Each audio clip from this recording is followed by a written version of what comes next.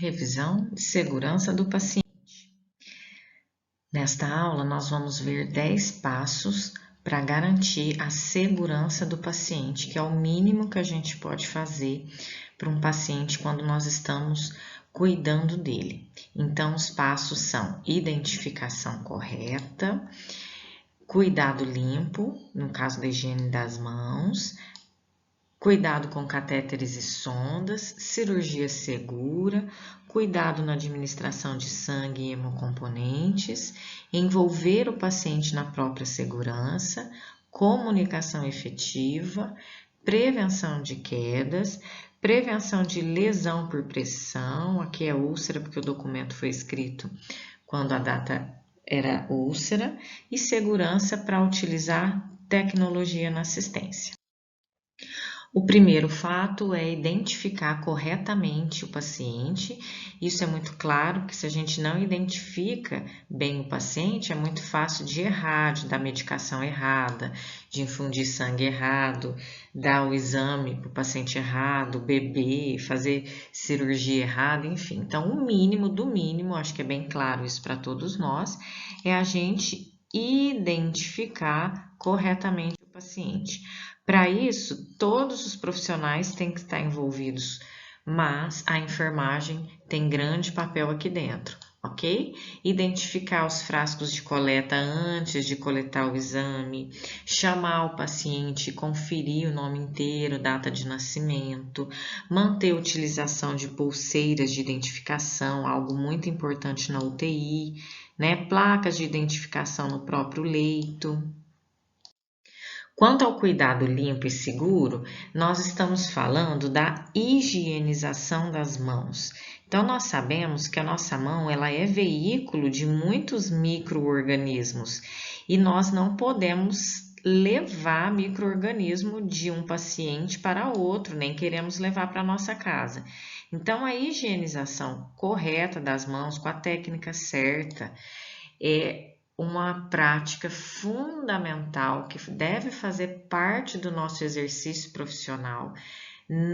A gente tem que colocar na gente de não conseguir ir atender um paciente sem ter lavado a mão. Criar realmente esse hábito para que a gente não corra o risco de levar uma infecção para o paciente. Sobre os cuidados com catéteres e sondas, é para a gente ficar atento. Tudo que a gente for fazer de catéter, por exemplo, acesso venoso central, acesso venoso periférico, ok? Ou sonda vesical, sonda nasogástrica.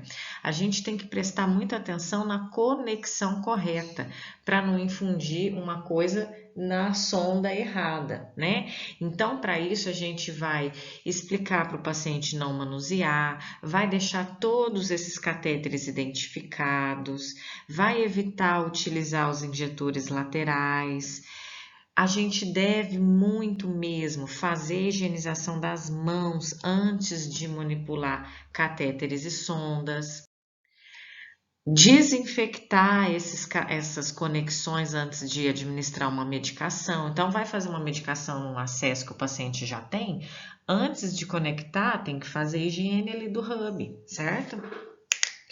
Realizar a passagem de plantão corretamente e utilizar equipos azul para as dietas, para não confundir dieta com soro. E deixo destacado a questão da atenção, da gente verificar todos os dispositivos. Eu vou administrar uma dieta, então tem que ser na sonda, nasogástrica ou nasentérica. Pega a sonda, vai pôr na mão nela até a inserção. Ah, cheguei no nariz, beleza.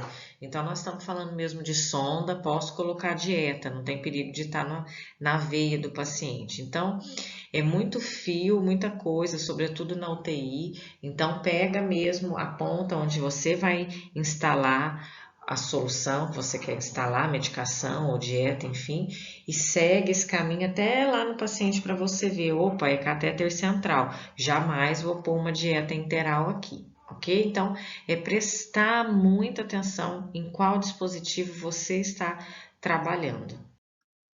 Com relação à cirurgia segura, existem muitos protocolos que vão garantir, vão evitar erros, né? Então, tem o checklist da Organização Mundial de Saúde para ser feito antes da indução anestésica, antes, depois, já fez isso, aí antes de iniciar a cirurgia e quando terminou a cirurgia, mas antes de sair do centro cirúrgico. Se a gente seguir esses passos todos, a gente vai garantir uma cirurgia mais segura.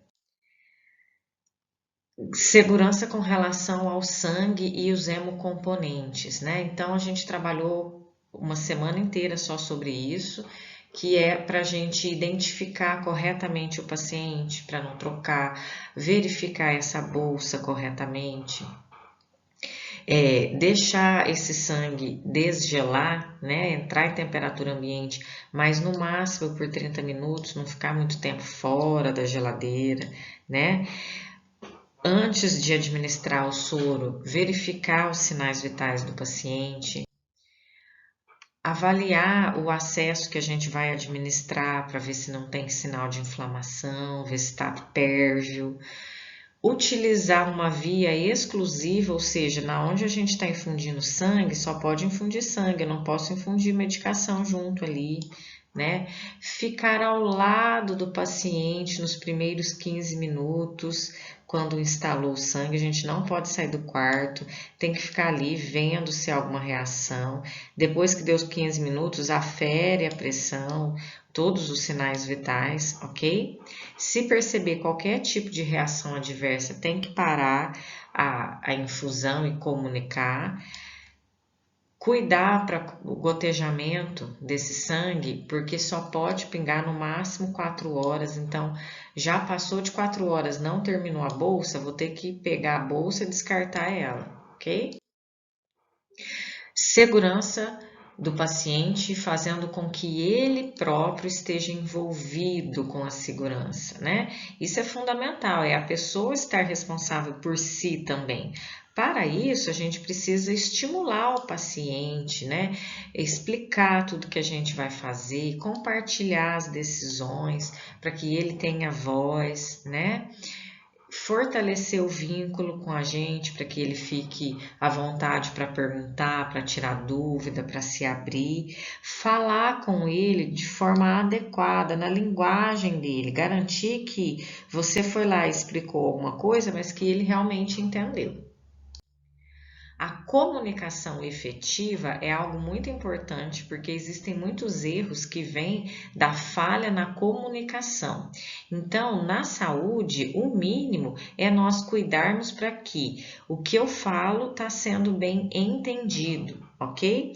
Então, a passagem de plantão é um momento extremamente importante. Eu tenho que fazer de forma calma, tranquila, lembrar de cada paciente, como foi meu plantão com o paciente e passar todas as informações que são relevantes em relação à saúde para o profissional que está chegando, tá? Não deixar nada para trás, certo? Informar tudo que foi realizado, informar se teve alguma coisa que deu errado ou que o paciente não quis fazer, né? Informar o estado geral do paciente, como que ele passou o plantão, as condições do paciente, por que que ele está internado ali, quais medicamentos ele está tomando, certo? Alterações que possam ter ocorrido, exames que ele fez, enfim, é contar a história de todo o plantão daquele paciente.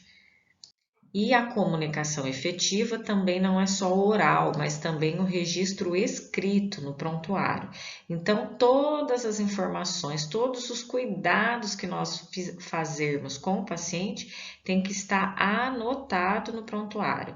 Às vezes eu vou lá no quarto e pergunto várias vezes, está com dor? Não, não está com dor. Então, ele não foi medicado para dor. Se eu não anotar no prontuário, eu não posso garantir que eu questionei. Então, vai lá, anota o horário, data, horário, paciente, nega dor, certo? Significa você realmente perguntou, tá lá anotado.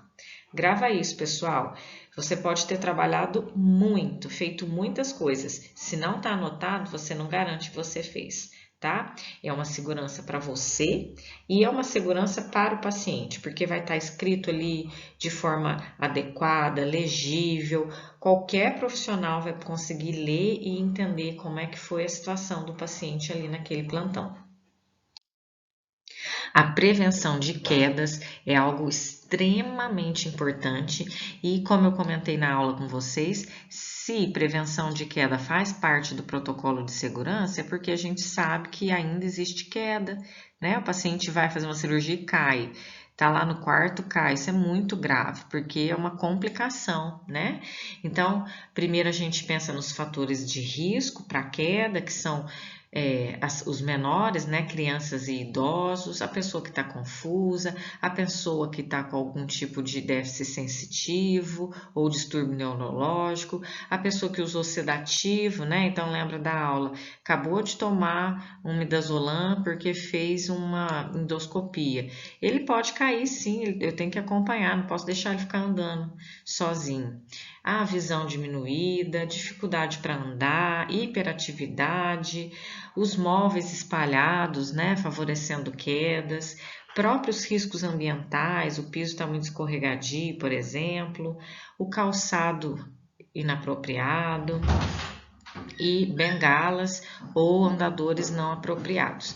Tudo isso são fatores de risco para que tenha queda. E quais são os passos para a gente prevenir a queda do paciente? A gente vai identificar quais são esses pacientes que têm maior risco e tomar uns cuidados redobrados com relação a ele.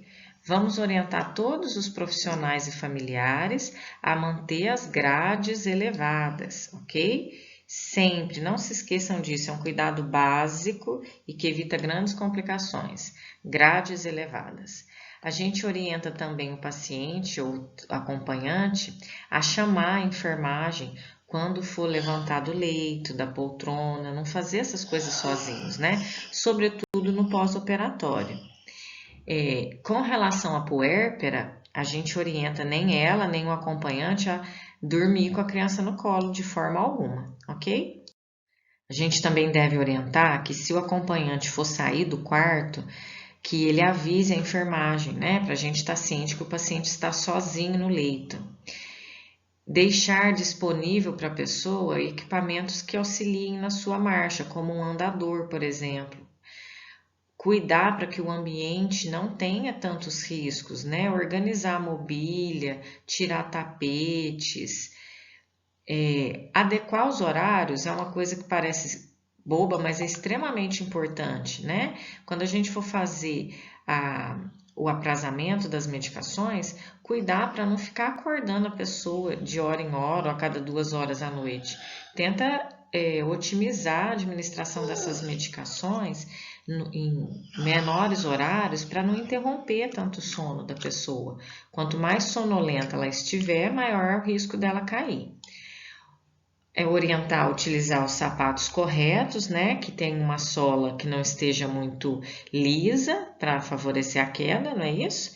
E monitorar e documentar todas as intervenções que a gente realizou.